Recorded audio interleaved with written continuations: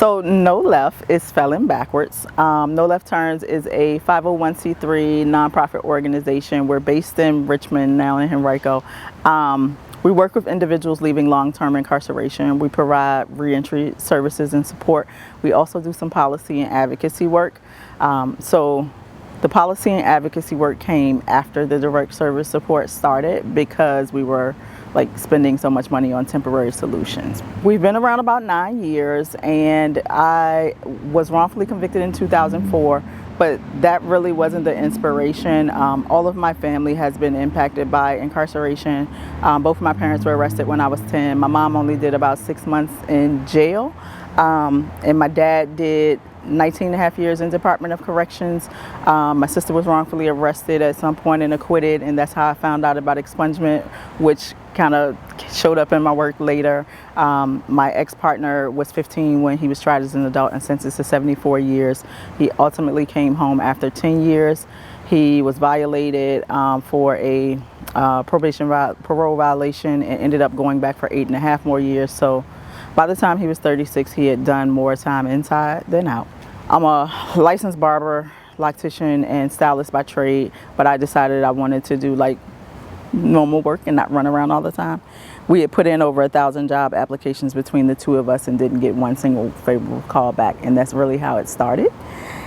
And very shortly after, we got into restoration of rights work because I think we were incorporated May 16th, 2016. October 16th, 2016, we were volunteering at the Secretary of the Commonwealth's office, and the electoral board system started to kind of shut down. And that's how we kind of got thrust into the restoration of rights work. During the conference, we will talk about there's a day of learning, September 11th, and then there's a day of action, September 12th, and then we're doing a celebration on September 20th. We're doing an awards and sneaker ball. But during the conference, we'll have a job and resource fair for individuals impacted by incarceration or, just needing a second chance. And we'll also do an expungement clinic on September the 12th. But we're all coming together to make sure that people don't have to go back to court. They can get fingerprinted at the event. They don't have to go back before a judge. Most people don't have to go back before a judge. They don't have to pay the filing fees. We're covering the cost of the filing fees that the clerks don't waive. The clerk's office have been amazing in these clinics. I think this is our third Richmond clinic.